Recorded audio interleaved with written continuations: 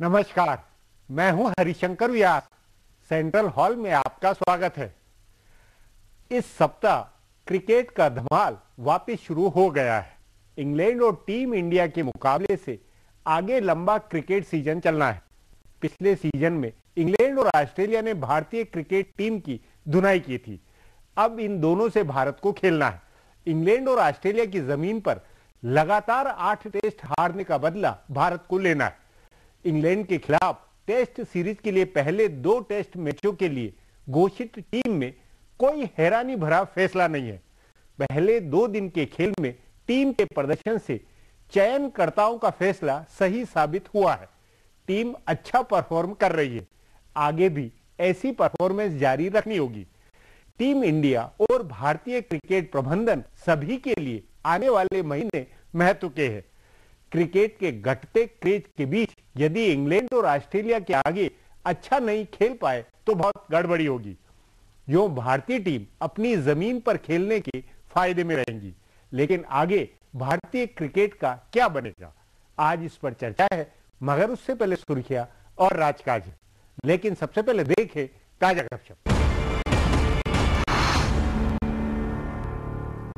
महंगाई, भ्रष्टाचार और एफडीआई के फैसले पर सरकार को घेरना है, यह सभी विपक्षी पार्टियों का साझा एजेंडा है। लेकिन कैसे घेरना है और इस काम में पूरा विपक्ष कैसे एकजुट होगा, इसका रोड मैप नहीं बना है। सभी पार्टियां इस समय अलग अलग लाइन पर चल रही हैं। सांसदों की ओर से एफडीआई पर बहस के लिए जो नोटिस दिया गया है उसमें भी एकरूपता नहीं है। तभी यह सवाल उठा है कि यह एकता कौन बनवाएगा। जदयू के राष्ट्रीय अध्यक्ष और एनडीए के संयोजक शरद यादव चाहते हैं कि एफडीआई पर संसद में बहस हो, लेकिन किस नियम के तहत बहस हो, इस पर मतभेद है। वोटिंग कराने वाले नियम 184 के तहत बहस के लिए जदयू से निलंबित सांसद राजीव रंजन सिंह ने नोटिस दिया है, तो जदयू के एक और सांसद ने बिना वोटिंग वाले नियम 193 के तहत नोटिस दिया है। इसी तरह की फूट वाम मोर्चे में भी है।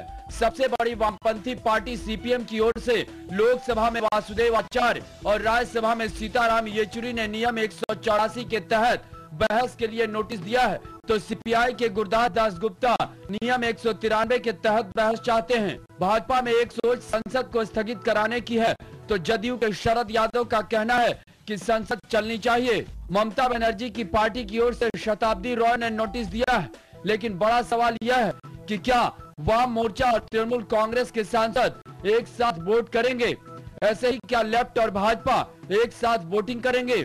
क्या सपा और बसपा एक साथ वोट करेंगे? और क्या डीएमके और अन्ना डीएमके संसद में वोटिंग के समय साथ आ सकते हैं? बहुत विरोधाभास है और इसे दूर करने की क्षमता वाला कोई बड़ा नेता विपक्ष में दिख नहीं रहा है।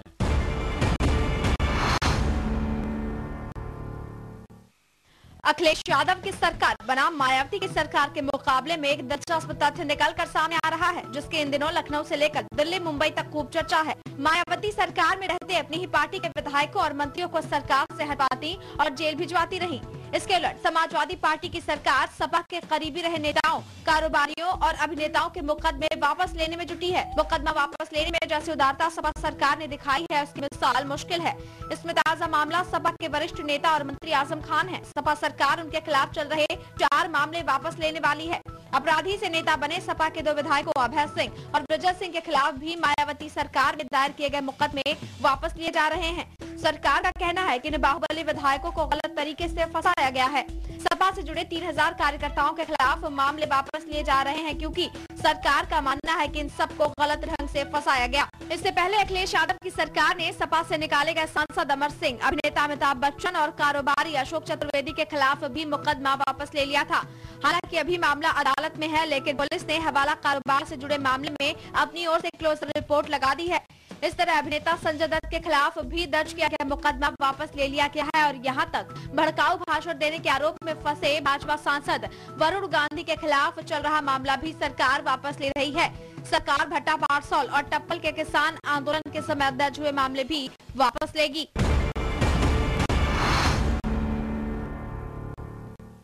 कांग्रेस शासित कम से कम 2 राज्यों के मुख्यमंत्री संकट में हैं। आंध्र प्रदेश में किरण कुमार रेड्डी को लेकर कांग्रेस आलाकमान में चिंता है। जानकार सूत्रों का कहना है कि बहुत जल्दी उन्हें बदला जा सकता है। मजलिस-ए-इत्तेहादुल मुसलमीन के सांसद असादुद्दीन ओवैसी ने उनकी शिकायत दिल्ली में आला नेताओं से की है। ओवैसी ने किरण रेड्डी पर आरएसएस के लोगों के साथ साठगांठ रखने का आरोप लगाया है। वैसे भी किरण रेड्डी जगन मोहन और तेलंगाना का मामला नहीं संभाल पाने की वजह से पहले से निशाने पर थे। कांग्रेस नेताओं का मानना है कि वे जगन के बढ़ते असर को नहीं रोक पाए और न कांग्रेस विधायकों को जगन के साथ जाने से रोक पाए। इसी तरह तेलंगाना मामले में उनसे गड़बड़ हुई। कांग्रेस आलाकमान ने इस मामले को संभालने के लिए तेलंगाना इलाके के दामोदर राज नरसिम्हा को उप मुख्यमंत्री बनवाया था, लेकिन किरण रेड्डी की उनके साथ भी नहीं बनी। सो रेड्डी की कुर्सी खतरे में है। दूसरे मुख्यमंत्री असम के तरुण गोगोई है। असम में फिर सांप्रदायिक हिंसा भड़की है। कोकराझार में कर्फ्यू लगा है और अब तक आधा दर्जन से ज्यादा लोग मारे जा चुके हैं।